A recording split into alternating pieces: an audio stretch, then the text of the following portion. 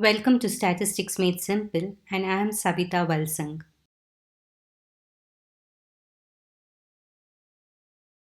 In this video under large sample tests, I'll explain the third test procedure, which is test for single proportion.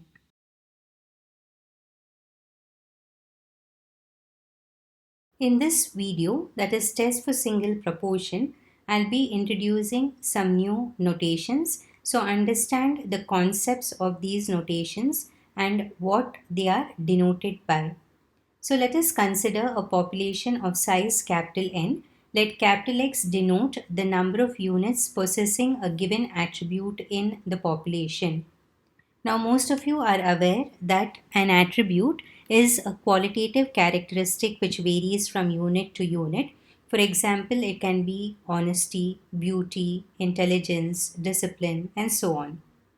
So the proportion of units that possess the attribute in the population is denoted by capital P equal to capital X divided by capital N, which is the population proportion. Now here, capital X stands for the number of units possessing a given attribute in the population, and it will be a whole number. And similarly, capital N stands for the size of the population, and it is also an whole number, whereas capital P is the population proportion. It's a proportion, and so it can be given to us in terms of percentage, decimals, or fractions. Now, suppose a random sample of size small n is drawn from the population. Let small x denote the number of units that possess the attribute in a sample of size small n. Then the proportion of units that possess the attribute in the sample is denoted by small p equal to small x divided by small n, and this is called as the sample proportion.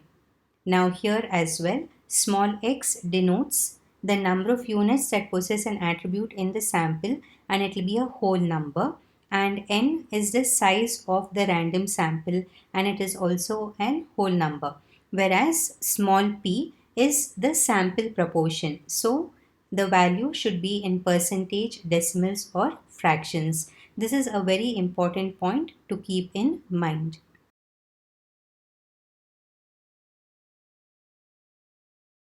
The null hypothesis is of the form H naught. The population proportion is P naught. That is, we know that the population proportion is denoted by capital P. So in terms of notations, it will be capital P is equal to capital P naught. P naught will be given to us in the problem, and it can be in percentage, decimals, or fractions, versus any one of the following alternatives. The first one can be H1 P is not equal to P naught. You know that this is a two-tailed alternative. Second, H1 P is greater than P naught. This is a right-tailed alternative. And third, H1 P is less than P naught, which is a left-tailed alternative.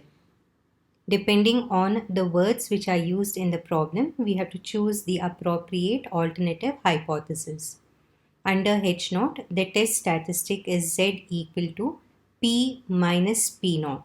Okay, so it is small p, that is the sample proportion, minus P naught, that is the population proportion in the problem, divided by root of P naught Q naught by N, which follows normal 0, 1. And Q naught is equal to 1 minus P naught. We know that P, that is capital P, it stands for the number of units which possess a given attribute in the population. So Q will be the number of units which do not possess the attribute in the population. So under H naught, they are denoted by capital P naught and capital Q naught.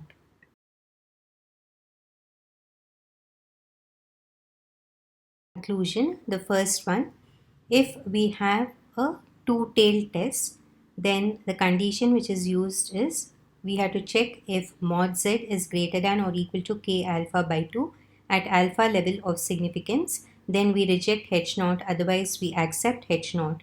For a right-tailed test, you have to check if z is greater than or equal to k alpha at alpha level of significance, we reject H naught, otherwise we accept H naught. And third is if we have a left tail test, you have to check if z is less than or equal to minus k alpha at alpha level of significance. Then we reject H naught, otherwise we accept H naught.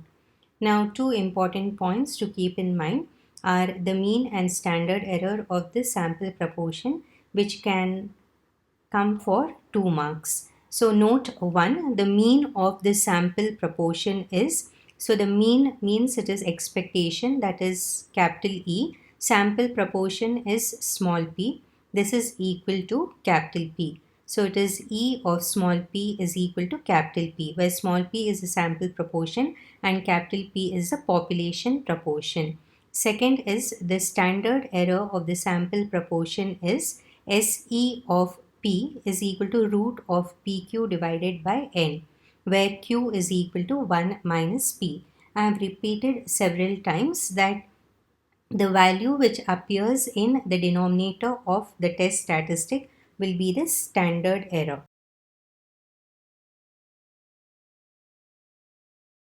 I will now explain how to identify that the given problem is based on test for single proportion.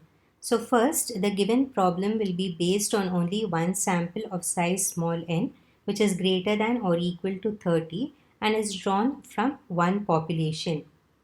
Now the most important point is words like mean, average, variance, standard deviation will not be used. And we should be able to get three values from the problem, that is small n, x and p naught, or we should get small n, small p and capital P naught. Note that x will be a whole number, that is small x, because it stands for number of units which possesses a given attribute in the sample, and capital P naught and small p can be in percentage, decimals or fractions. And remember that small p stands for the sample proportion and capital P or capital P naught, it stands for the population proportion.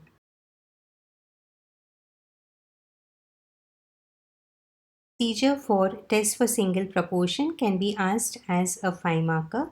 So understand the concept and the notations correctly. Thank you all for watching and look out for my next video where I'll find solutions to problems based on test for single proportion.